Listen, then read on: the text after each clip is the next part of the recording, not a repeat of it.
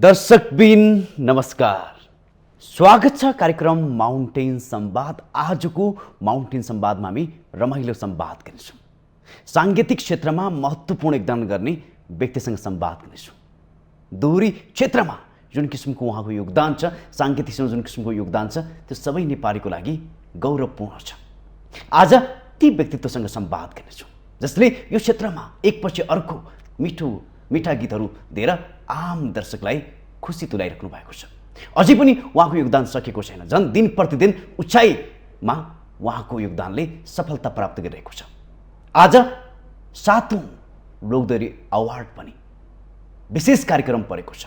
आज यो अवार्ड कसको लागि बनेको, कसले पाउँछ त, कस्ता गायकहरूले पाउँछ, आज हामी यो पाठमा रहेर संवाद गर्नेछौँ। त्यसै गरी उहाँले यो क्षेत्रमा गर्नु परेको सङ्घर्ष, योगदान र रमाइलो संवाद गर्नेछौँ। प्रेमका कुरा गर्नेछौँ। संवादमा आज हामी उहाँसँग लामो सङ्घर्षको बारेमा संवाद गर्नेछौँ।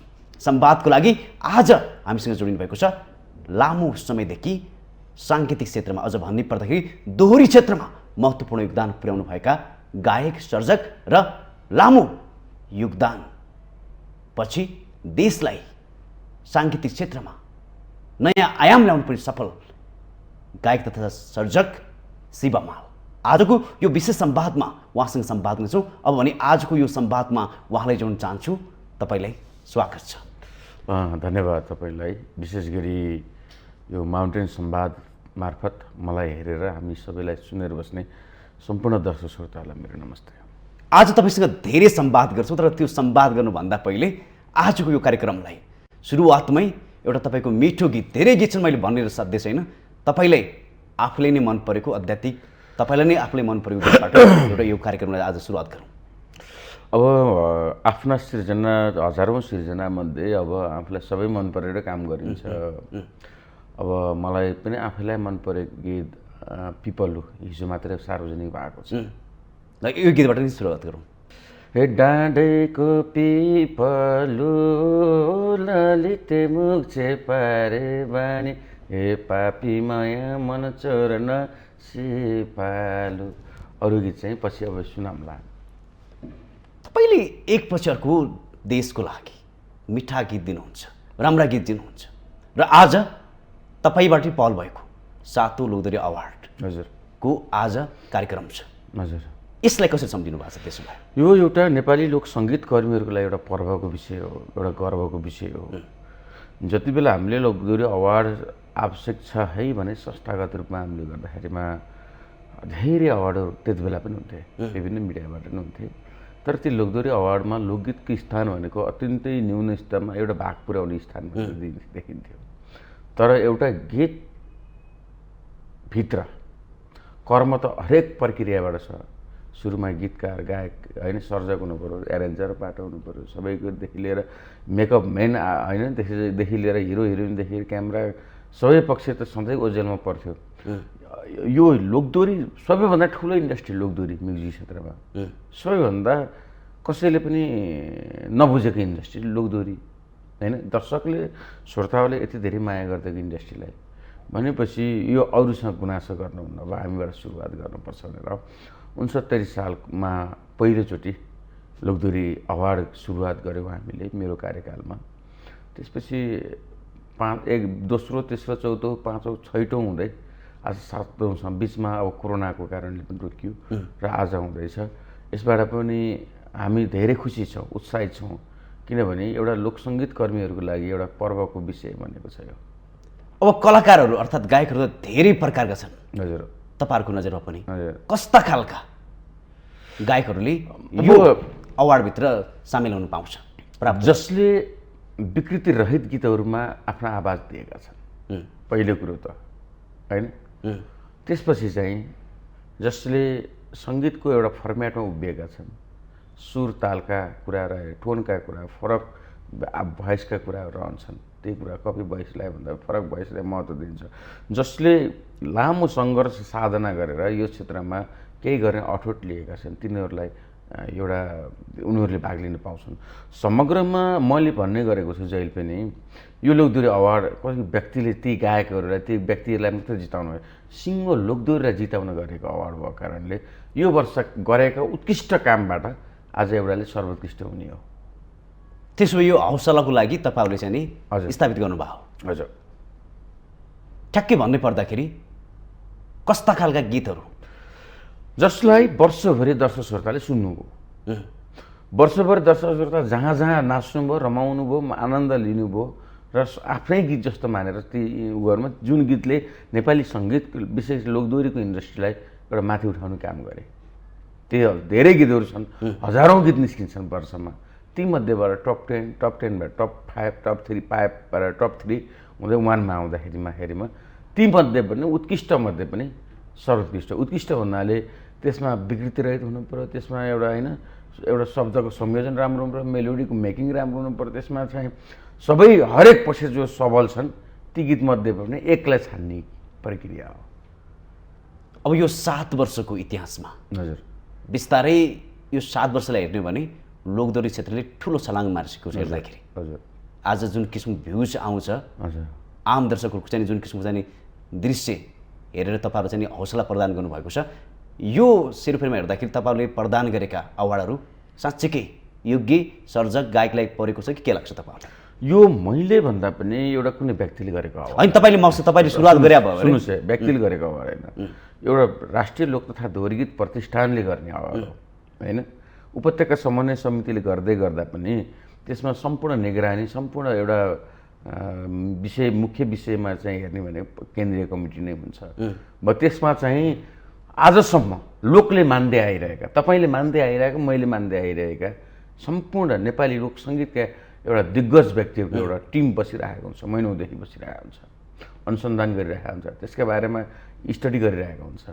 अनि त्यसपछि उहाँहरूको एउटा टिम हुन्छ, त्यसपछि फेरि अर्को टिम हुन्छ। टिम हुँदै हुँदै हुँदै 1 जना 2 जना 3 जना 4 जना 5 जना, यो त ठुलो प्राय एउटा चरणबद्ध तरिकाले हुने जजमेन्ट। किनकि यो सङ्गठनले गरेको अवार्ड भएको कारणले भोलि अवार्ड छ आजै गरौँ भन्ने खालको कहिले पनि हुँदैन। हामी महिनौदेखि लगाएर हामी यसलाई चाहिँ एउटा सूक्ष्म कुराहरू उठाएर गर्छौँ। त्यस कारणले पनि यो हामी खुसी हुन्छौँ, उत्साहित हुन्छौँ र हामी सेटिस्फाई छौँ। तर एउटा गेम हो नि, गेममा जतिजनाले भाग लिए पनि जित्ने एउटै हो होइन। कहीँ कतै आफू असफल हुँदाखेरिमा म यस्तो थिइनँ के अरे, मलाई यसो भयो भन्ने कुरा कहीँ कसैको आवाज उठ्यो नौलो होइन। त्यसलाई पनि हामी सकारात्मक रूपमा लिन्छौँ। किनकि कसैलाई यो अवार्डप्रति यति धेरै विश्वास छ, यति धेरै आस्था छ होइन, यति धेरै चाहना छ, यति धेरै प्रभाव छ। त्यस कारणले त्यो आफ्नो चाहेको कुरा नपाउँदाखेरिमा कहिलेकाहीँ मन खिन्नता हुनु, त्यो पनि अवार्डको सफलताको रूपमा लिएका छौँ र उहाँलाई पनि हामीले यो वर्ष मात्रै अर्को वर्षको लागि पनि अझै शुभकामना दिएका छौँ। तपाईँलाई त्यस्तो त भएको छैन? म त आफू यो अवार्डको सन्दर्भमा म एउटा संस्थागत एउटा नेतृत्व गर्दै गर्दा आजको पनि एउटा राम्रो कामको सुरुवात गरेर आज केन्द्रीय कमिटीमा गएँ। आज पनि मैले गरेको कामको सुरुवात छोटो समयमा भयो अवार्ड, म खुसी छु। तर म पर्सनल शिव हमाल चाहिँ के छ भने अभागी छ। किनकि आफूले सुरुवात गरेको अवार्ड, आफूले सुरुवात गर्दै गर्दाको अवार्डमा कहिले पनि म आफूले व्यक्तिगत रूपमा मैले कम्पोज गरेका, मैले लेखेका विधाहरूमा, विशेष गाएका विधाहरूमा मैले कहिले पनि भाग लिँदिनँ। तर तपाईँको गीतहरू त सबै सफल गीत छन् प्रायः जसो, कोही होला नि त्यस्तो छन्। नभएको। अब मेरै गीतहरू पनि जस्तै गायकले भाग लिनुभयो भने पर्नुभयो, तर मेरो सृजनात्मक विधा छ नि, त्यो चाहिँ म कहिले पनि भाग लिइनँ। किनकि म आफै एउटा नैतिक जिम्मेवारी रहेको र एउटा नैतिकतालाई ख्याल गर्दै आफै अवार्ड गर्ने होइन, सुरुवात गर्ने। तर त्यो परम्परा त छ, कहीँ होला त्यो अर्कालाई दोष लाएर पनि मैले आफू राम्रो, कहिले पनि मलाई के छैन अर्कालाई दोष लाएर आफू राम्रो हुने, अर्कालाई सानो देखाएर आफू ठुलो हुने ऊ छैन। कहीँ कतै छ होला, त्यो हुनसक्छ, मान्छेको स्वभाव हो। प्राप्ति कसलाई प्यारो हुँदैन होइन, हरेक चिजका प्राप्ति, अझै यो सङ्गीत क्षेत्रमा लागेको साथीहरूको एउटा दुइटा गोल नै हुन्छ। सबैभन्दा महत्त्वपूर्ण गोल त पहिलो अवार्ड लिने, दोस्रो विदेश जाने कार्यक्रम होइन, यताउता। त्यो मान्छेले एउटा सफलताको एउटा कडी मानिन्छ। त्यसमा पनि अवार्डहरूमध्ये अब अहिले यसो हिसाब गरेको वर्षमा 42वटा अवार्ड हुँदो रहेछन् होइन, अरू अवार्ड। त्यसमा पनि लोकसङ्गीत कर्मीहरूको लागि यो लोकदोहोरी अवार्ड जस्तो प्यारो अवार्ड चाहिँ कोही पनि छैन। तपाईँलाई किन त्यसो लागेन? त्यसो भए अवार्ड थुपार्ने होडबाजी किन लागेन? अवार्ड तपाईँ त राम्रो गायक हो नि, राम्रो सर्जक। होइन, यसो छ, मैले भने नि म आफूले सुरुवात गरेको कारण कहीँ कतै मलाई पनि आफ्ना गीतहरूले चाउँदा मैले मेरा सिर्जनालाई अन्याय गरेँ कि होइन। मेरा घरका दराजहरूमा अरूको 50औँ अवार्ड हुँदै गर्दाखेरिमा आफ्नो लोकदोहोरीको अवार्ड नहुँदै गर्दाखेरिमा कहिलेकाहीँ मेरो मनले चाहिँ बोल्छ मैले सिर्जनामाथि अन्याय गरेँ कि भन्ने गुण छ। तर एउटा जिम्मेवारी वहन गर्दै गर्दाखेरि एउटा नैतिकताको पनि त एउटा इथिक्सको पनि त एउटा अवार्ड हुन्छ होइन। मैले एउटा नैतिकताको अवार्ड जितिसकेको कारणले मैले यो लोकदोहोरी अवार्डमा चाहिँ मैले मेरो मन, मेरो व्यावहारिकता, मेरो आत्मा र मेरा सल्लाह, साथीभाइको सल्लाह सुझाव र यो अवार्डलाई संस्थाको अवार्ड भएको कारणले र सुरुवात गर्दाखेरिमा आफूले त्यति धेरै लोभ नगरौँ भन्ने कुरा म त राम्रा मान्छेले पाउँदाखेरिमा त्यति बेला पनि खुसी हुन्थेँ होइन। आज पनि मैले फेरि भने यो लोकदोहोरी अवार्ड त कसैलाई व्यक्तिले जिताउन मैले पाउनलाई गरेकै अवार्ड होइन होइन। सिङ्गो इन्डस्ट्रीलाई जिताउन गरेको अवार्डमा मैले नपाउँदै गर्दाखेरिमा पनि होइन कोही राम्रो व्यक्तिले पाउँछ भने त्यसको पनि त रिवार्ड चाहिँ मलाई आउँछ भन्ने कुरा मलाई त्यति बेला लाग्थ्यो। त्यसपछि चाहिँ अहिले पनि अब निरन्तर छ। सम्भवतः तपाईँभित्रको यही शालीनताले यो सफलता प्राप्त गर्नुभएको छ। एउटा इथिक्स चाहिँ हो मेरो। शालीनता कति हो मैले यहाँ भन्नुभन्दा तपाईँहरू दर्शक श्रोताले र तपाईँहरू जस्तो मान्छेले यो जवाब त मैले दिइसकेँ तपाईँले गर्नु पऱ्यो। एउटा म आफ्नो इथिक्समा चाहिँ रहनुपर्छ। एउटा नैतिकताको एउटा धरातल हुन्छ नि त्यो नैतिकताको धरातलमा चाहिँ रहनुपर्छ भने जहिले पनि मेरो मान्यता हो। तपाईँ जस्तै सफल हुनुको लागि के कुरामा बढी चाहिँ हुन्छ नि त्यो के कुरा चाहिँ मेन्टेन गर्नु पर्दो रहेछ? त्यसो भए तपाईँ यो छोटो उमेरमा चाहिँ धेरै छलाङ मारिसक्नु भएको छ, अझै त्यो यात्रा जारी छ।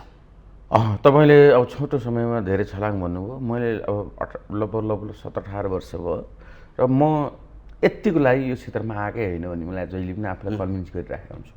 जहिले पनि म मेरा सफलता असफलताका बिचमा होइन सृजनात्मक सफलता असफलता मेरो दैनिक व्यावहारिक जीवनमा म आफूलाई जहिले पनि म मोटिभेट गर्ने भनेको यार त चाहिँ यत्तिको लागि मात्रै आएको होइन है यो क्षेत्रमा, यत्तिको लागि मात्रै त जन्मिएको होइन है भन्ने मैले आफूलाई जहिले मोटिभेट गरेको छु।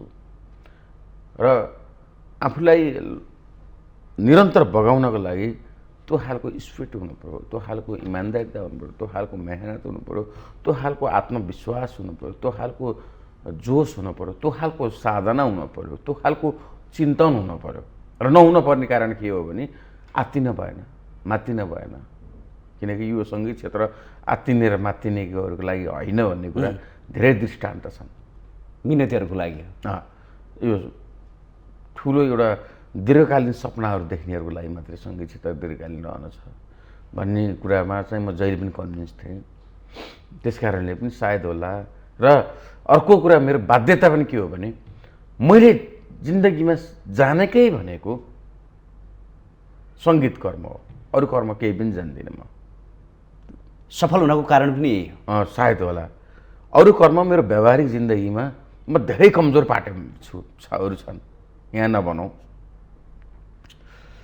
समग्र कसैले चाहिँ ल घरमा चाहिँ एक्लै भन्दाखेरिमा ल राम खाना सबै कुरा परिकार छ तर खाना बनाएर खानुस् है खाऊ है भन्दाखेरिमा म आफ्नो जिरोलाई चाहिँ स्वाद मेटाउने खाना बनाएर खान जान्दिनँ म। त्यस्तै धेरै पाटोहरू छ। तर त्यस कारणले पनि मलाई एउटा मजबुरी के छ भने मेरो हिजोदेखि एउटा एकलव्य स्टाइलको एउटा सङ्गीत कर्मप्रतिको आस्था र अगाध प्रेमले नै मलाई यहाँसम्म ल्यायो। र म फेरि पनि भन्छु यो एउटा आधा बाटो हुनसक्छ मेरो जीवनकालमा। एउटा कालखण्डमा गएर एउटा यात्रा तय गर्ने क्रममा एउटा यो कालखण्ड मात्र एउटा खण्ड मात्रै हो, यो पूर्णता होइन मैले आफूलाई फिल गर्ने। र 18 वर्ष जति भयो यो क्षेत्रमा लागेको होइन, 17-18 वर्ष।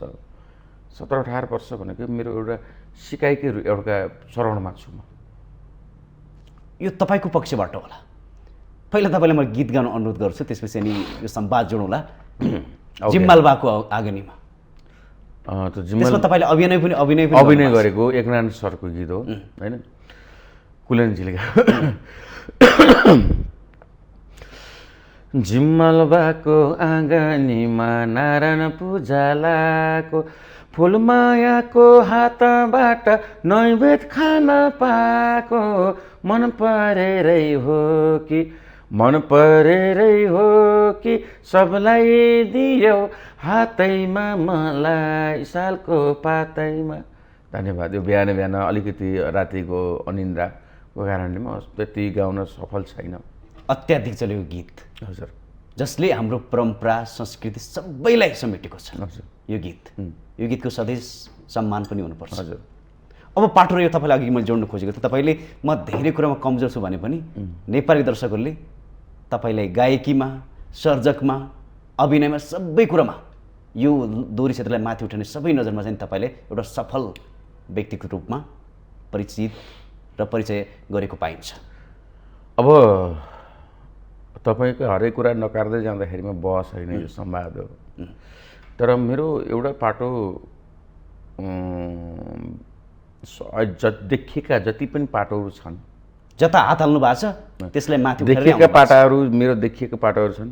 त्योभन्दा एउटा सुसुप्त पाटो के हो भने सबैभन्दा पहिला म प्रत्यक्ष दोहोरीमा आफूलाई अलिकति माथि पाउँछु मैले आफूले मूल्याङ्कन गर्दा, र स्टेजको लागि पनि म आफूलाई सबल मान्छु। त्यसबाहेक सिर्जना आफ्नो ठाउँमा छ, मैले भन्न पर्दैन। म कहिल्यै पनि मेरो आफ्ना बारेमा मैले व्याख्या गर्दै स्वभाव नभएको कारणले, म कामले व्याख्या गर्ने भएको कारणले मैले भन्दाखेरिमा पनि दर्शकले मलाई हजारचोटि आफ्नो एउटा मनको तराजुमा तौलिसक्नु भएको छ। अब गायकीको हिसाबले म एउटा आफ्नो लागि गाएको, मैले आफ्ना सिर्जनाहरूमा न्याय दिन सक्ने गाएको, जुन केही सिर्जनाहरू मात्रै मैले गाउने गर्छु। र अभिनय मेरो रहर हो, साथीभाइले गर्दाखेरिमा जोसिँदाखेरिमा रहर हो।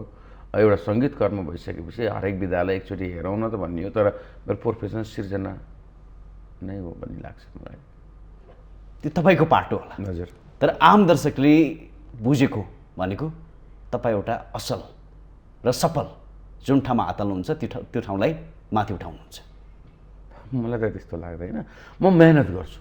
म हरेक क्षेत्रमा आफूलाई, चाहे पारिवारिक क्षेत्र होस् त्यो पनि इस्टाब्लिस गर्नुभयो, हजुर, साङ्गीतिक क्षेत्रमा पनि धेरै कुरा परिवर्तन गर्नुभयो। ती कुरा चाहिँ हो। मेरा अन्य पाटाहरू सामाजिक, पारिवारिक होइन, त्यो लगायत एउटा जीवन जिउने पाटाहरू पनि एउटा सँगसँगै एउटा या सहयात्रामा एउटा समदूरीमा चाहिँ लिएर हिँडे जस्तो लाग्छ मलाई होइन। त्यसरी छोडिनु पर्ने त्यस्तो छोडिएका केही पाटाहरू चाहिँ छैनन् जसो तसो आजको मितिसम्म। मैले कलाकारिताको भूत चढ्दै गर्दाखेरिमा परिवारको जिम्मेवारी पनि बिर्सिएको छैन। पारिवारिक जिम्मेवारी वहन गर्दै गर्दाखेरिमा एउटा सामाजिक दायित्व होइन, एउटा सङ्गीतकर्मी, र त्यसमा पनि यो क्षेत्रलाई केही गर्नुपर्छ है, हामीले सबै मिलेर यो क्षेत्रलाई उठाउन पर्छ भन्ने एउटा कामको एउटा सिपाही, एउटा विद्यार्थी, एउटा पागल सिपाही हो होइन। त्यति बेला पनि मैले म त चाहन्छु हरेक सङ्गीतकर्मीहरूको कर्मै नगर्ने सङ्गीतकर्मीहरूको भन्न सक्दिनँ, जसले यो क्षेत्रमा यथेष्ट कर्म गर्नुभएको छ, उहाँको जीवन स्तर माथि उठ्नुपर्छ। अनन्त तपाईँको छुट्टै एउटा पहिचान छ, अझ भन्नै पर्दा फरक पहिचान छ, राम्रो पहिचान छ। यसका बावजुद पनि शिव हमाललाई त्यसो कम्पिटिटर लाग्ने को हो खास भन्दाखेरि यो क्षेत्रमा को हुन्? मेरो एकजना छ मेरो लागि एकदमै कम्पिटिटर, त्यो शिव हमाल। मैले कहिल्यै पनि मलाई कोही प्रति प्रतिस्पर्धा भन्ने कुरो लागेन। होला आइडल पर्सन हुनुहुन्छ होइन, आस्थाका धरोहरहरू त हुनुहुन्छ, उहाँहरूको आस्थालाई एउटा मैले यात्रा गर्ने एउटा वे बनाएको छु, फ्रिक्वेन्सी बनाएको छु। त्यो बाटो उहाँहरूको आस्थाको एउटा रसी समाउँदै हिँडिरहेको छु होइन। कहीँ उहाँका जीवन शैली देख्दाखेरिमा त्यो अपनाउन कति सक्छु भन्ने अवलम्बन गर्न सक्दिनँ। उहाँले अनन्तकालसम्म गरेका सिर्जना, साधना, कला यात्रामा गरेका शालीनता यो देखेर म त्यो हुन सक्छु सक्दिनँ भन्ने एउटा बाटो चाहिँ छ। तर प्रतिस्पर्धा भनेको जहिले पनि मसँग मेरै प्रतिस्पर्धा भए, म कोही पनि साथी छैन। जस्तै मेरा समकक्षी साथीहरू हुनुहुन्छ, उहाँहरू सबैलाई म सम्मान गर्छु, सबै मभन्दा राम्रो देख्छु मेरो आँखाले होइन। कसैका सिर्जनाका शब्द पक्ष अत्यन्तै उत्कृष्ट लाग्छन्, ओहो राम्रो छ भने म नतमस्तक हुन्छु। कसैका मेलोडी मेकिङका पक्ष अत्यन्तै राम्रो लाग्छ। गायकीको कुरै नगरौँ, उहाँहरूको आवाज नसुनी मलाई निन्द्रै लाग्दैन। आहा यो सरस्वती। तपाईँले पनि अर्को गीत सुन्नुहुन्छ र? म एउटा कुरा के हो भने हेर्नुहोस्, असल कलाकार बन्नको लागि असल श्रोता हुनुपर्छ। 1 लाखचोटि श्रोता भएको मान्छे मात्रै एकचोटि गायक होइन सर्जक बन्न सक्छ होइन। एकचोटि 1 लाख चोटि श्रोता भएको व्यक्ति एकचोटि गायक बन्न सक्छ। किनभने यो त साधना हो। साधना गर्दाखेरिमा अध्ययन पनि त गर्नु पर्यो। अध्ययन गर्ने के त? लोकसङ्गीतको अध्ययन कहाँ त? हामीसँग त आधुनिक गीतहरूमा त बरु विभिन्न पाठशालाहरू छन्, सङ्गीतालयहरू छन्। लोकसङ्गीतको सङ्गीतालय भनेको त तिनै हिजो रोधीका कुरा भए हो। विवाह वर्तमानमा राधेश्याम गाउँदाखेरि ती पनि त पाठशाला हुन्, सुनेको म त रोइला गाएँ, तपाईँहरू देउडा गाउनु भएर कसैले हाक पारेर गएर सुन्नुभयो होला गाउँमा, त्यो पनि सुने। हिजो रेडियो नेपालबाट गीत सुनेर मलाई एउटा उत्प्रेरणा मिल्यो कि म पनि यो सानो रेडियोभित्र यो पालीमा झुन्नाएको रेडियोभित्र कुनै दिन पनि म यसरी गरेर हजारौँ मान्छेले मलाई सुन्नुहुन्छ कहिले होला, त्यो प्रेरणा भयो। त्यसपछि कम्पिटिसन यो कल्पना स्याङ्जाको थियो नि त? स्याङ्जाको एउटा शिव हमाल, सोझो शिव हमालको होइन, सोझो आज पनि सोझो। हिजो बाटो खोज्दै गर्दाखेरिको र सपना ठुलो देख्दाखेरिको शिव हमालको एउटा गला। त्यस कारणले पनि म अधिकांश समय चाहिँ फ्री समय चाहिँ मेरा साथीभाइका अझ अनुजका गीतहरू म बढी सुन्छु। मभन्दा मेरा पछि हामीभन्दा अलिक पछि आउने एउटा पुस्ता छ, अत्यन्तै बलियो पुस्ता छ, उहाँहरूको टेक्निकल पार्ट सुन्छु, उहाँहरूको क्रिएसन सृजनशील क्षमतालाई ग्रहण गर्छु म। त्यस कारण म सबै गीतहरू सुन्छु। अग्रजमा नारायण रामेश सरदेखि लिएर सबैका गीतहरू, त्यसमाथि म आधुनिक गीत अझै बढी सुन्छु होइन, पप गीतहरू पनि सुन्छु म। हरेक प्याटर्नका गीतहरू चाहिँ सुन्ने गर्छु। तपाईँले सबै गायकहरू राम्रो छन् भन्नु, त्यस्तो सुधार्नु पर्ने कोही छन् कि छैनन् यो क्षेत्रमा तपाईँले देखेको? सुधार्नु पर्ने त्यस्तो देख्दैन। अब बिग्रिएको मान्छेहरूलाई समयले सुधार्ने हेर्नुहोस्, आफूले सुधारे कहिले हुँदैन। समयले बेला बेला सुधार्दै पनि आइरहेको छ। हरेकको एउटा पाटो, सबैका सबै एउटा पाटोहरू राम्रो लाग्छ मलाई होइन। सबै पाटो त भगवान्को पनि छैन भने मूर्तिको मात्रै हुन्छ, किनकि एउटा आर्काल बनाएर छपक्क बस्ने मान्छे त गल्तीसहितको गल्तीरहित एउटा कोही छ भने मूर्ति हुन्छ। भगवान्ले पनि कहिलेकाहीँ गल्ती गर्नुहुन्छ। त्यसरी सबैले सच्याउनु पर्छ होइन, हो सुधार्नुपर्छ, आफूलाई इन्करेज गर्नुपर्छ। तर मैले चाहिँ ठ्याक्कै औँल्याइदिने ठाउँ चाहिँ कहीँ पनि देख्दिनँ र औँल्याइदिने अधिकार पनि मेरो छैन। र हरेक मान्छे आफू बनेर जिउन चाहेको हुन्छ। म बनेर कहिले पनि मैले चाहे जस्तो न तपाईँ हुनुहुन्छ न मेरो छोरा छ। त्यस कारणले सबैको एउटा परिचय छ। यो संवाद हामी गरौँला। तपाईँलाई धेरै सफलताभन्दा आम दर्शकले मन पराएको गीत गलबन्दी ल्याउ होइन, यसलाई पनि गाउनु। हे मन परेको कति भो मुखै फोरे आज त अति भो पछ्यौरी ल्याउ बैना आजै टुङ्गो लगाइदेऊ माया छ कि छैन। तपाईँले सोधिहालेँ मैले, यो गीत अहिले सुन्दाखेरि पनि एउटा छुट्टै किसिमको चाहिँ आनन्द मिल्छ कि यो गीतमा। हजुर, तपाईँको पनि स्वरबाट अझै आनन्द प्राप्त भयो। हजुर, यो खास के कारणले गर्दा? वास्तवमा गीतहरू भनेकै एउटा कालखण्ड पार गरिसकेपछि त्यति बेलाको समय, त्यति बेलाको देशकाल परिस्थिति, त्यति बेलाको मौसम, त्यति बेलाको वातावरणलाई जीवन्त राख्नलाई बनेका हुन्छन् होइन। आज लगभग 12 वर्ष पछाडि गाउँदै गर्दाखेरिमा पनि यो गीत जब सुन्दै गर्दाखेरिमा 2066 सालको त्यो के अरे चैतको पालुवा पलाएको भान हुन्छ मलाई पनि होइन। हल्का हल्का जाडो सिद्धिँदै हल्का हल्का गर्मीहरू बढ्दै गरेको भान हुन्छ। जताततै देशैभरि एफएमहरू होइन बाट गीत बज्दै गरेका भान हुन्छ। त्यति बेला जस्तो अहिले जस्तो समय पनि थिएन, अलिक फरक पाटो थियो। त्यस कारणले पनि यो गीत बनेकै तत्समयमा जति बेला सिर्जना भयो, जति बेला मेकिङ भयो, तत्समयमा भएका त्यो कालखण्डलाई त्यो एउटा परिवेश, माटो बाटो परिवेश वातावरण सबैलाई अनन्तकालसम्म जीवन्त राख्नलाई बनेका हुन्छन्। त्यस कारणले पनि आनन्द आउँछ होला। र राम्रा गीतहरूको खासियत सबै गीतमा नहुन सक्छ। यो गीतका कालजयी भन्छन्, कालजयी हुनुमा पनि यो कारण छ सायद। त्योभन्दा पनि अन्य मेरा अग्रजहरूका गीत सुन्दाखेरिमा मलाई सम्झिरेलीमै नरभई आमा तिम्रो छोरो रेलीमा जिउँदैछ नाम। त्यति बेला मैले यो गीत गाउँदा तपाईँलाई के भयो त भन्दाखेरिमा लडाइँ चल्दैछ, लडाइँको मैदानबाट एउटा छोरोले आमालाई सम्झेर गीत गाइरहेको छ। अतिथिलाई सम्झाउने सिमली छायामा बसी भरिया लामो सास फेरेको भन्दै गर्दाखेरिमा एउटा चित्र आउँछ नि, त्यो चाहिँ जीवन्त राख्ने गीतहरू नै कालजयी भन्छन्। त्यस कारणले पनि पछ्यौरीले बहिना पनि त्यसको एउटा सानो अंश हुनसक्छ। अब आम दर्शकले तपाईँलाई त एउटा सफल व्यक्ति भनेर चिनिराख्दाखेरि तपाईँका सहकर्मीहरूले तपाईँले कसरी व्याख्या गर्छन् त्यो हेर्दाखेरि तपाईँले आफूले सुन्दाखेरि? एकदम मेरो सहकर्मीको मेरो एउटा के छ, म धेरै सहकर्मीहरूको मेरा विचार मिल्नु फरक बाटो होइन, विचार मिल्नु फरक बाटो, मन मिल्नु फरक बाटो, भावना मिल्नु अझै फरक बाटो। हजारौँसँग विचार मिल्न सक्छ, सयौँसँग मन मिल्न सक्छ, केही साथीहरूसँग भावना मिल्न सक्छ। भावना मिल्ने साथीहरूको लागि म असाध्यै सोझो, उहाँको नजरमा होइन, म एकदमै सोझो। तर त्यसमा पनि मेरो दुईवटा तिनवटा पाटो छन्। जब म एउटा संस्थागत रूपमा काम गर्छु, अत्यन्तै साथीहरूले लिडर होइन, एउटा केही चिन्तन गर्ने भन्नुहुन्छ। मेरो व्यक्तिगत जिन्दगी हेर्दाखेरि म अत्यन्तै सरल सिम्पल, म एकदमै एउटा डाउन टु अर्थमा बाँचेको साथीहरू भन्नुहुन्छ। जब म कला यात्रामा गर्छु पागलै भन्नुहुन्छ, एक खालको साथीहरूले पागलै भन्छ धेरैचोटि, किनकि उहाँले कलाकारितामा लाग्दाखेरिको आज पनि मेरा धेरैचोटि पागलपनको सामना गर्नुभएको छ होइन। कहिले गफ गर्दा गर्दा चिया छोडिने, कहिले उहाँलाई एक ठाउँ बोलाएर म एक ठाउँ गएर टोलाएर बसेको घटनाहरू दुःख पाउनु भएको छ। धेरैचोटि उहाँहरू मेरो पागलपनको सामना गरेर सिर्जनामा पागलै भन्ने पनि गर्नुहुन्छ। तर समग्रमा आजसम्म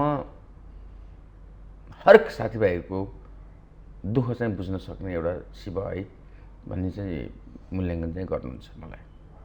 यो संवाद गरिराख्दाखेरि साथीहरूले अझै यो शिव हिमालले यो कुरा चाहिँ अझै सच्याइदियो राम्रो हुन्थ्यो कि भन्ने के त्यस्तो आभास गरिरहेको छ छैन?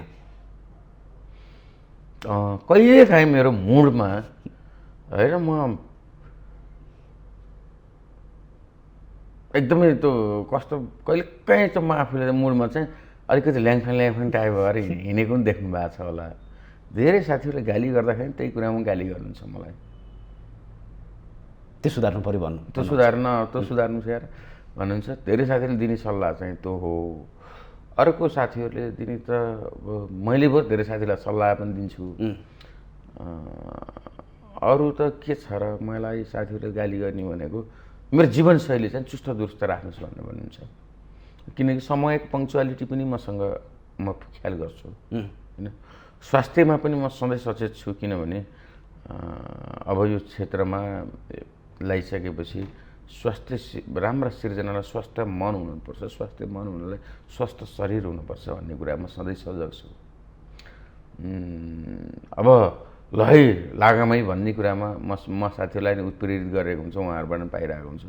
कहिलेकाहीँ मेरो त अस्तव्यस्त यो जीवनशैली देखेर चाहिँ उहाँहरूले चाहिँ गाली गर्नुहुन्छ मलाई। यो सङ्गीतप्रतिको पागलपन नै हो, पागलपनै हो भन्ने फिल गरेर कहिलेकाहीँ जिस्काउनुहुन्छ, उडाउनुहुन्छ। कहिलेकाहीँ चिया खाँदा 15-20 साथै आयो भने सबैले त्यही कुराले मलाई जिस्काएर हाँस्नुहुन्छ, मलाई चाहिँ त्यो फिल हुँदैन भन्ने। मसँग मलाई कहिले जिस्काएर उडाउँदा हाँस्दाखेरि मै खुसी हुन्छु, किनकि त्यो साथीहरूको एउटा प्रेम हो। तपाईँले धेरैभन्दा धेरै व्यक्तिहरूको सङ्गत गरिसक्नु भएको छ। हजुर। ईर्ष्या गर्ने व्यक्तिहरू बढी छन् कि तपाईँलाई माया गर्ने व्यक्तिहरू बढी छन्? त्यो एक खालको ईर्ष्या पनि माया हो। बुझ्नु सक्यो भने? बुझ्न सक्यो भने त्यो ईर्ष्या पनि माया हो। ईर्ष्या प्रेरणा हो, ईर्ष्या ऊर्जा हो मेरो लागि होइन। ईर्ष्या मेरो लागि पथप्रदर्शक हो। त्यस कारणले हुनुहुन्छ साथीहरूले कहिलेकाहीँ मेरो पछाडि अलिकति कुरा गरेका पनि कुरा सुन्छु, त्यति बेला म खुसी हुन्छ। वा यार, कम्तीमा जिन्दगीमा 2 मिनट त उसले मेरो बारेमा सोचेर समय बितायो भन्ने कुरामा हुन्छ। र माया गर्ने चाहिँ अथाह साथीहरू हुनुहुन्छ, जो समकक्षीदेखि लिएर अग्रज दाइहरूदेखि लिएर मेरो भर्खर आउने नवआगन्तुक कलाकारहरूलाई पनि। किनकि मलाई के थाहा छ भने म हिजो नयाँ हुँदाखेरिमा नवप्रवेशी हुँदै गर्दाखेरिमा मेरा चलेको त्यति बेला चलेको दाइलाई दाइ नमस्ते भन्दाखेरि दाइले ठ्याक्क भाइ नमस्ते आराम हुन्छ भन्दा त्यो मेरो लागि अब अनमोल थियो के। भलै कति बेला नपाउँदाखेरिमा त्यति बेला म निराश भएको थिएँ। तर अब आउने साथीहरूलाई, अब आउने भाइहरूलाई जो राम्रो सम्भावना बोकेको हुन्छ उहाँलाई चाहिँ मैले 2 रुपियाँ किन खर्च नगर्ने, 2टा शब्द मिठो किन खर्च नगर्ने, उहाँको जीवन एउटा ऊर्जाशील बन्छ, उहाँलाई होइन प्रेरणा मिल्छ भने 2 मिनट समय किन नदिने भन्ने कुराले चाहिँ पनि होला धेरै नवप्रवेशी साथीहरूलाई चाहिँ एक खालको मलाई केही पऱ्यो भने शिवदाई हुनुहुन्छ है भन्ने खालको एउटा विश्वास चाहिँ बनेको छ। त्यस कारणले पनि ईर्ष्या मेरो जिन्दगीमा माया गर्ने साथीको जतिको ठुलो स्थान छ, महत्त्व छ, त्यही समान स्थानमा एउटा तराजु बनाएको छु मेरो हृदयले। यतापट्टि माया छ, कहिले यतापट्टि ईर्ष्या छ होइन, कहिले मायाले झार्छ, कहिले ईर्ष्याले झार्छ, तर दुवै मेरो लागि उत्तिकै बराबर महत्त्व लाग्छ मलाई। तपाईँले यो क्षेत्रमा आउँदाखेरि र अहिलेसम्म विश्वासघात गर्ने व्यक्ति भेट्नुभयो कि भएन? हजारौँ भयो। त्यो विश्वासघात त किन नहुने, त्यो विश्वासघात त किन नहुने भइहाल्यो। तर ती कुराले मलाई फेरि अझै एक स्टेप अगाडि बढ्न मद्दत गरेको छ होइन। किनकि एकचोटिको मलाई के छैन भने एउटा घातले, एउटा चोटले सकिहाल्ने जिन्दगी त्यति सस्तो पनि त होइन होइन। एउटा पीडाले मैले त एउटा सर्जक हो, मलाई त कहिलेकाहीँ ती साथीहरूले दिएका विश्वासघात धोका होइन ले मलाई त फाइदा पनि पुगेको छ। ती कारणले पनि त मलाई ती गीतहरू बनेका छन्। त्यस कारणले पनि छन्, तर ती कुराहरू मेरो लागि त्यो ठाउँमा भलै पीडादायक भए पनि अहिले चाहिँ मेरो लागि महत्त्वपूर्ण छ, किनकि ती कुरालाई पनि मैले सही सदुपयोग गरेको छु। अब म यस्तो गायकको नाम लिन्छु जो तपाईँको बाल्यकालदेखि उचाइसम्म लगभग सँगसँगै र अहिले पनि सँगसँगै हुनुहुन्छ। त्यो सफलता पनि लगभग तपाईँहरूको उस्तै छ, अलि तल माथि होला, तर दुवैजनाको सफलता मिठो छ, त्यसले इतिहास रच्यो। रामजी खाँड हो एउटा, म त भाग्यमानी माटोमा जन्मिएको मान्छे हुँ, म त भाग्यमानी बाटोमा जन्मिएको मान्छे हुँ, जन्मिन पाउने भाग्यमानी मान्छे हुँ कि जुन माटोमा रामजी खाँड जस्तो गायक जन्मिएको। एउटा राम्रो सर्जक, एउटा राम्रो गायक। राम्रो, हामी एउटा सम्झिँदा आनन्द आउँछ। हाम्रो स्कुल एउटै, वनपाखा एउटै, पँधेरा एउटै, खोला नाला एउटै, बालसखा हामी बाल्यकालका साथीदेखि आज यो आधा उमेरसँग सँगसँगै छौँ। त्यो एउटा छायाको जस्तै गरेर होइन, कहिले उहाँको छाया म, कहिले मेरो छाया उहाँ। वारिपारि घर पनि लाउनु भयो? तलमाथि घर। र कहिलेकाहीँ म गाउँ फर्केर जाँदाखेरिमा मेरा साथीहरूले भन्ने, तपाईँहरू जेसुकै हुनुहोस् राम्रो छ, ल है तपाईँहरूको यो जोडी चाहिँ सधैँभरि हामी देख्न पाऊँ भने ती मेरा गाउँका बुढापाका आमाहरूको आशीर्वाद, ती मेरा साथीभाइका सल्लाह, ती प्रिय साथीहरूका सल्लाह, ती त्यहाँको शुभेच्छाको कारणले नै हामी सँगै छौँ। उहाँलाई पनि एउटा आशीर्वाद प्राप्त भएको छ, मलाई पनि आशीर्वाद लागिरहेको छ र समग्रमा गर्व लाग्छ। हिजोदेखि बाल्यकालदेखि सँगै उ गरेर एउटै फिल्डमा कहिल्यै मनमुटाप नभइकन, कहिल्यै खुसी, सधैँ खुसी उसलाई देख्दाखेरि म खुसी भएर, मलाई देख्दा उसलाई खुसी भएर, उहाँको दुःखमा मलमलाई मैले लाउँदा मेरो दुःखमा मलम, मेरो आँसु उहाँहरू पुछ्दिएर पनि यसरी बिताउन सकिँदो रहेछ भन्ने कुरा मलाई चाहिँ गौरव लाग्छ। तपाईँले सोधिहाले बाल्यकालमा दुवै सँगै हिँड्दाखेरि यो कल्पना गर्नुभएको थियो? तपाईँहरूको बिचमा संवाद हुन्थ्यो कि हुँदैन? मैले सोधिहालेँ। संवाद त्यस्तो कहिलेकाहीँ हुन्थ्यो, तर के थियो भने उहाँ चाहिँ भयङ्कर स्मार्ट होइन, म चाहिँ ठिकै, म अलिक सानै पनि थिएँ। मेरो आइडल पर्सन हो रामजी खाँड, त्यति बेला कस्तो हिरो मान्छे होइन, स्वर मिठो, मेरो स्वर ठिकै। अब त्यति बेला गीत लेख्ने कुरो त हुन्थेन, जब दोहोरी सोहोरी पर्थ्यो भने मैले चाहिँ खत्रै गाउँथेँ। त्यो एउटा ऊ थियो। त्यति बेला अघोषित प्रतिस्पर्धा पर्दा पनि थियो, स्कुल पढ्दा होइन, त्यहाँ त्यो ठाउँमा होइन। अब उहाँलाई पनि मलाई पनि आएर रामजी यस्तो खतरा भन्थ्यो होला, उहाँलाई पनि गएर शिव भन्थ्यो होला। तर त्यो कुरा सबै समाप्त भएर हामी एउटा यात्रामा हिँड्दै गर्दाखेरिमा एउटा फरक धारालाई, फरक विधालाई मैले गायन र अभिनयको विधालाई मैले सृजनात्मक पाटोलाई लिएर हिँड्दै गर्दाखेरिमा त्यो चाहिँ राम्रै अत्यन्तै राम्रो लागिरहेको छ। धेरै गीतहरू हजुर तपाईँले गरेका चले, मन परायो, अहिले पनि त्यत्तिकै सबै दर्शकले मन पराएका छन्। हजुर। अब देउरालीको भट्टी पसल हे टाढैबाट आइहाल्ने गन्ध, जति खायो उति नै आनन्द, देउरालीको भट्टी पसल, तुम्बा र छ्याङ भन्दा नि साबुनीको बोली असल। यो 2065 सालको गीत हो, उहाँको र मेरो सहयात्रामा। त्योभन्दा अगाडि मन परेको फुल खसेको, तिमीलाई मैले नपाउनु रहेछ र आज यति धेरै माया बसेको, जुन आज पनि सबैको मनमा जनजनमा जिब्रो जिब्रो झुन्निएको छ। त्योभन्दा अगाडि पहिलो सहयात्रा चाहिँ सम्झनामा आँसु झरेको, रुँदै हिँड्न, त्यो पनि राम्रै चलेको गीत हो। ठिकै राम्रै चलेको, हाम्रो लागि त धेरै राम्रो। मेरो लागि त म त पहिलो गीत त्यतिको तपाईँ जस्तो मान्छे साथीभाइहरूले अब गीत त सुनेको थियो भन्दा त्यो नै मलाई त भयङ्कर भयो होइन। व्यावसायिक त सफलता ठिकै गरे पनि लोकप्रियता चाहिँ हासिल गरेको गीत हो। तपाईँ सफलताको खुट्टिला चढ्दै हुनुहुन्थ्यो, हामी त्यो गीत सुन्दै थियौँ।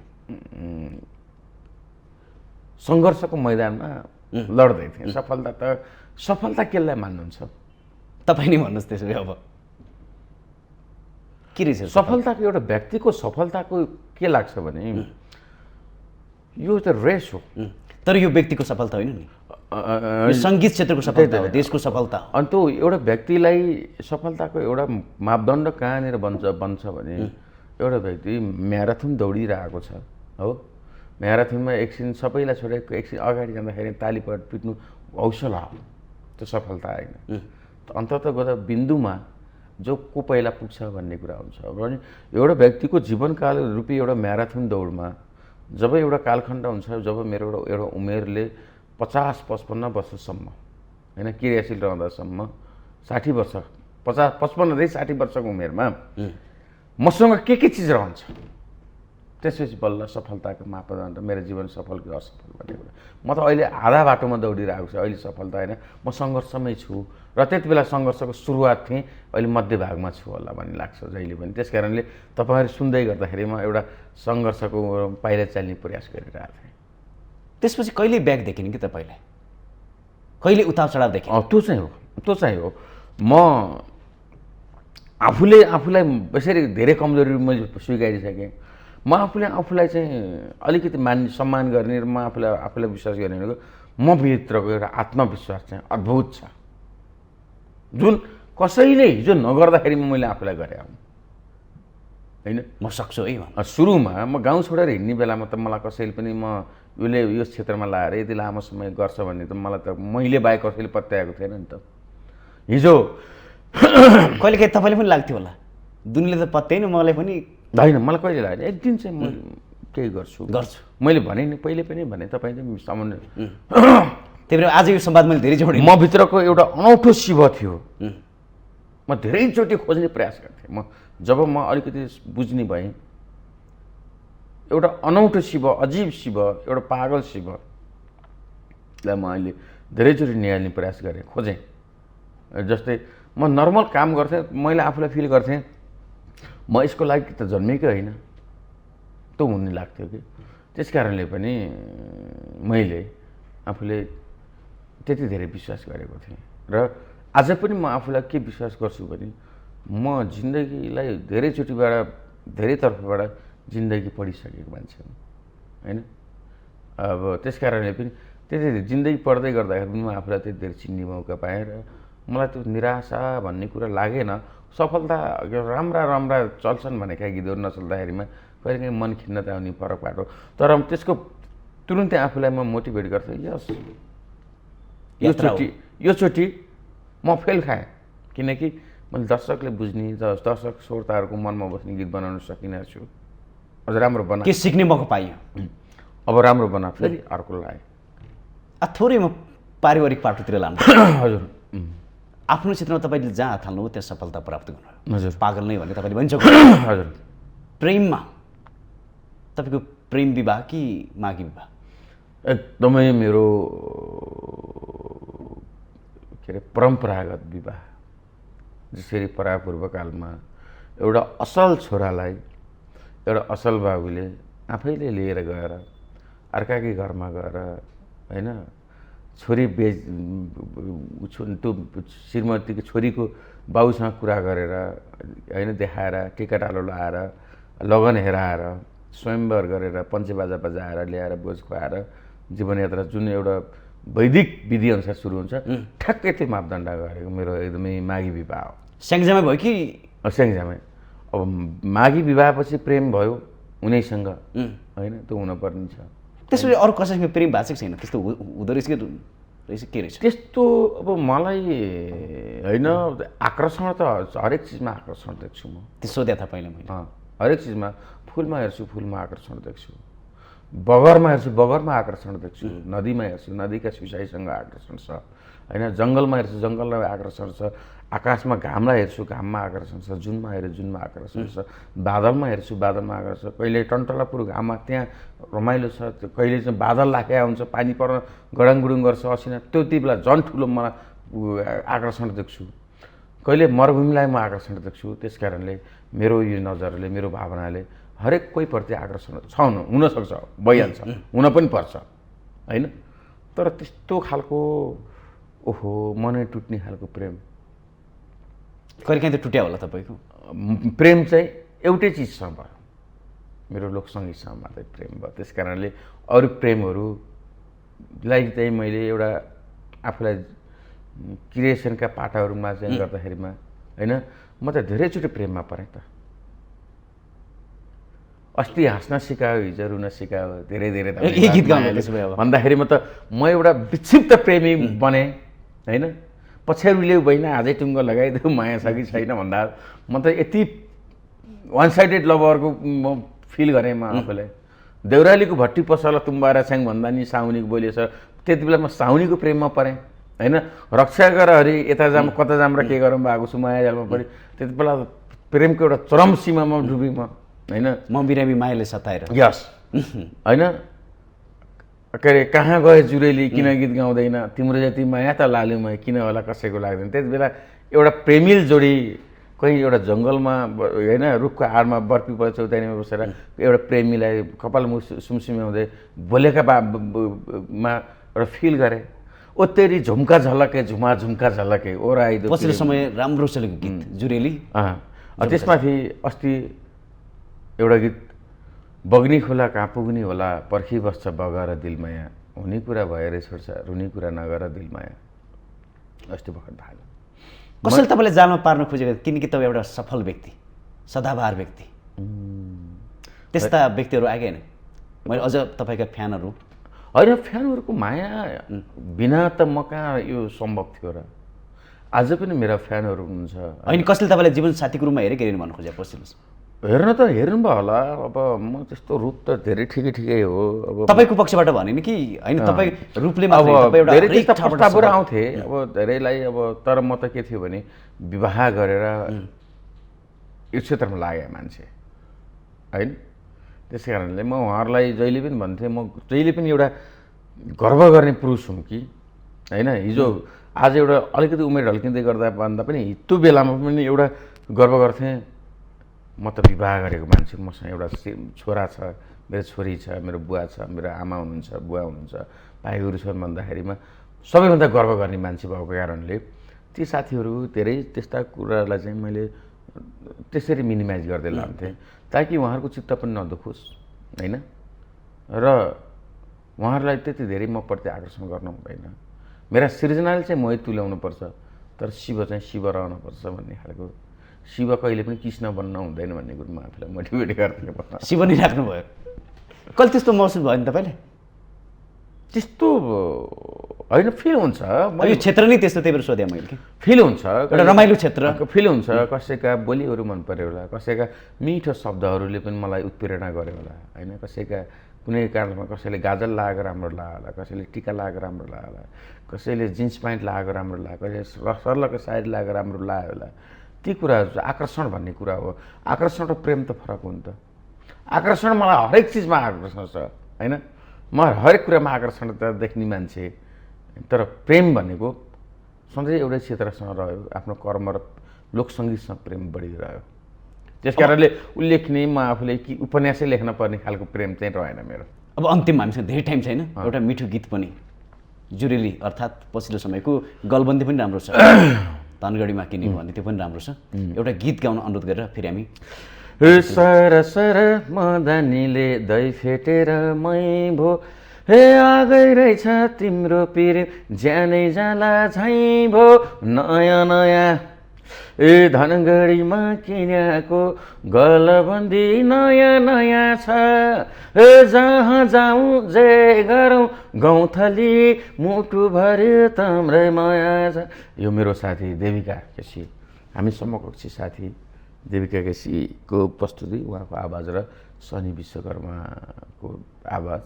अब अन्तिममा के भन्न चाहनु सबै दर्शकहरूलाई? आज विशेष दिन पनि परेको छ, आज विशेष सातौँ तपाईँ लाइभ हेरिराख्नु भएको छ, 7औं लोकदोहोरी अवार्ड हुँदै गर्दाखेरि तपाईँ कहाँ हुनुहुन्छ? त्यहाँबाट अहिले प्रविधिको सुविधा छ, मिडियाको सुविधा छ, अब नाचघरमा त हुँदैछ, त्यहाँ आउनुहोस् भन्न नसके पनि जहाँ हुनुहुन्छ त्यहाँबाट लोकदोहोरी अवार्ड एकचोटि हेर्नु। साँच्चैको तपाईँको अर्ग्यानिक अवार्ड हो, साँच्चै लोकदोहोरी कर्मीहरू तपाईँका लोकदोहोरी भाइ भतिजा अवार्डेड हुने अवार्ड हो।